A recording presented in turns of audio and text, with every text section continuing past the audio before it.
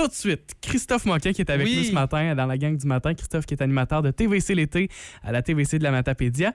Et tu as décidé pour ta carte blanche de ce matin de nous parler de ton mode de vie. Ben oui, moi, je suis quelqu'un de très nomade. Je bouge énormément, mais je n'ai pas de voiture.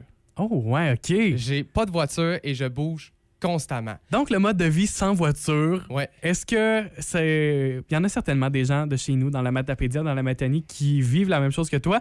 On veut vous saluer. Texto 612-13, vous allez pouvoir commenter aussi, vous nous dire comment c'est pour vous. Texto 612-13 ou encore téléphone 629-2666. Parle-nous donc de ça ce matin. Ouais, ben moi, comment ça se passe? Parce que j'étudie à Québec. Donc, la majorité du temps, je suis à Québec.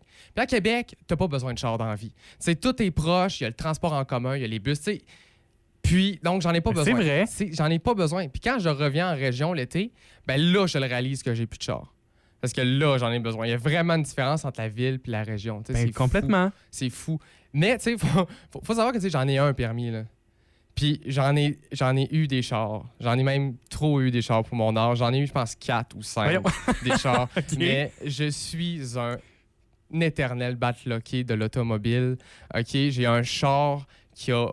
J'ai toujours eu des bazous, des chars qui avaient de la rouille. OK, pas des accidents, là. Ben, j'en ai eu un. Il y a eu un accident. Je rentrerai pas dans les détails, mais il y a eu un accident que ça a fini char perte totale. Moi, j'allais super bien, mais le char perte totale, c'était Au moins, tu vas bien. C'était mon plus propre, le pire. C'était mon plus propre. Et ma dernière voiture, c'était l'ancienne voiture à ma mère, qui est un Hyundai Tucson 2009.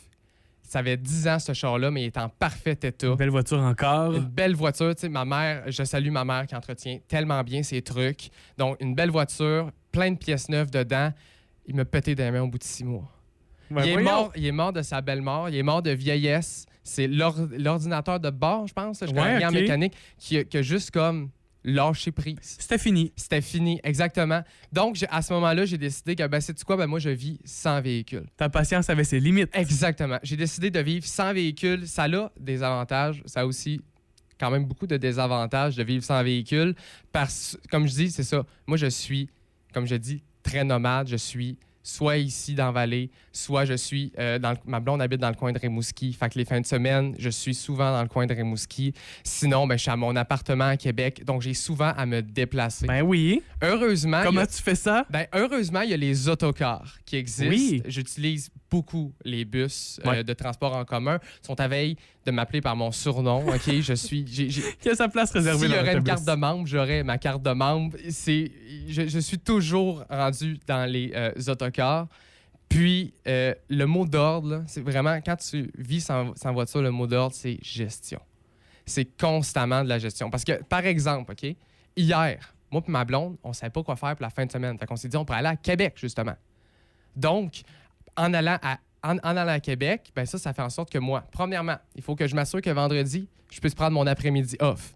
Parce que le bus part à 2h30. C'est vrai. Ensuite de ça, il faut que je vérifie. Tu te bases sur cet horaire-là. Exactement. Ensuite de ça, il faut que je vérifie que j'ai bien mes billets, que je puisse avoir mes billets, acheter mes billets. Ensuite de ça, très important, vérifier que quelqu'un, un peu avant 2h30, puisse me lifter jusqu'à l'arrêt de bus. Ouais. Parce que je peux pas marcher tout ce trajet-là, c'est trop long.